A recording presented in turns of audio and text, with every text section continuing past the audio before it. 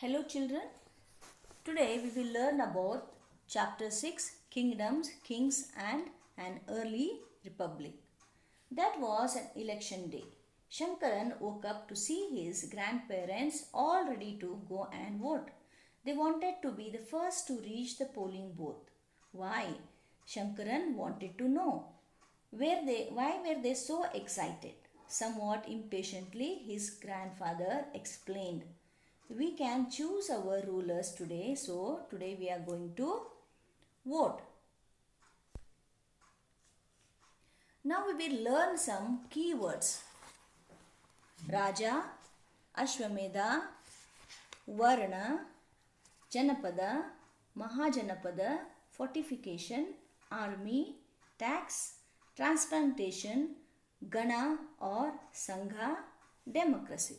There are some other words too. Jana, it is used for a group that has many members.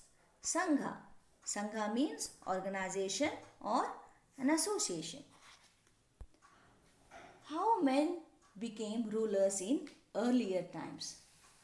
Choosing leaders or rulers by voting is something that has become common during the last 50 years or so. How did men became rulers in the past? Some of the Rajas we have learnt about them in the earlier chapters were probably chosen by the Jana, the people. But around 3000 years ago, we find some changes taking place in the ways in which Rajas were chosen. Some men became recognized as Rajas by performing very big sacrifices called Ashwamedha. The Ashwamedha or horse sacrifice was one such ritual. It is one of the ritual performed by Rajas in which a horse was let loose to wander freely and it was guarded by the Raja's men. If the horse wandered into the kingdoms of other Rajas and if they stopped it, they had to fight with the Raja. If they allowed the horse to pass, it meant that they accepted the Raja was powerful or stronger than them, who wanted to perform the sacrifice. These Rajas were then invited to the sacrifice, which was performed by specially trained priests, who were rewarded with gifts. The Raja who organized the sacrifice was recognized as being very powerful, and all those who came to this, they brought gifts for the Raja. The Raja was a central figure in these rituals. He often had a special seat, a throne or a tiger skin. His charioteer, who was his companion in the battlefield and witnessed his exploits and his victories in the war, he chanted the tales of the glory, how the Raja fought in the battles. His relatives, especially his wives and sons, had to perform the variety of minor rituals or pujas. The other Rajas were simply spectators who had to sit and watch the performance of the sacrifice.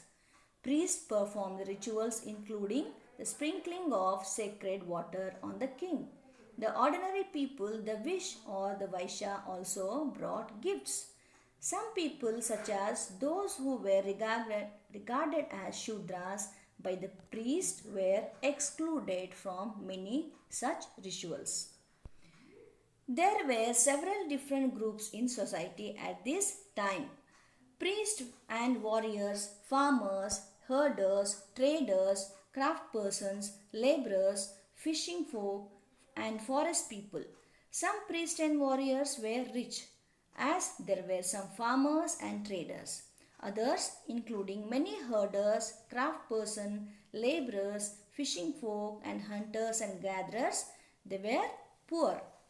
The priest divided people into 4 groups called Varnas. According to them, each Varna had a different set of functions. The first Varna was that of the Brahmin. Brahmins were expected to study and teach the Vedas, and they performed sacrifices and they received gifts. In the second place were the rulers. They were also known as Kshatriyas. They were expected to fight battles and protect the people. The third were the Vish or the Vaishyas. They were expected to be farmers, herders, and traders. Both the Kshatriyas and the Vaishyas could perform sacrifices. Last were the Shudras, who had to serve the other three groups and could not perform any rituals. And often women were also grouped with the Shudras. Both women and Shudras were not allowed to study Vedas. Now coming to Janapadas. The Rajas who performed these big sacrifices were now recognized as being Rajas of Janapadas rather than Janas. The word Janapada literally means the land where the Jana set its foot and settled down. Archaeologists have excavated a number of settlements in these Janapadas, such as Purana Kila in Delhi, Hastinapura near Meerut, and Atranji Khera near Etah. They found that people lived in huts and kept cattle as well as other animals.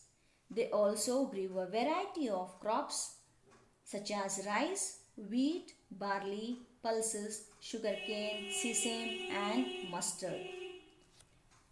Painted graveware, plates, and bowls were the most common vessels made out of these.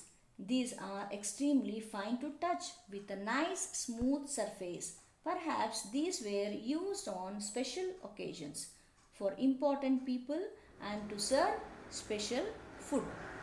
Pots made up of mud, soil, and the earthen pots, some of these were grey in color, others were in red. Some special type of pottery found at these sites is known as the painted grayware. These grey pots had painted designs. They were usually of simple lines and geometrical patterns. Mahajanapadas. About 2500 years ago, some Janapadas became more important than others and they were known as Mahajanapadas. Some of these are shown on the map. There were 16 such great Mahajanapadas in many parts of the country. Most Mahajanapadas had a capital city. Many of these were fortified. This means that huge walls of wood, brick, or stone were built around them. Forts were probably built because people were afraid of attacks from other kings and they needed protection. Some rulers wanted to show how rich and powerful they were by building really large, tall, and impressive walls around their cities. Also, in this way, the land and the people living inside the fortified area could be controlled more easily by the king.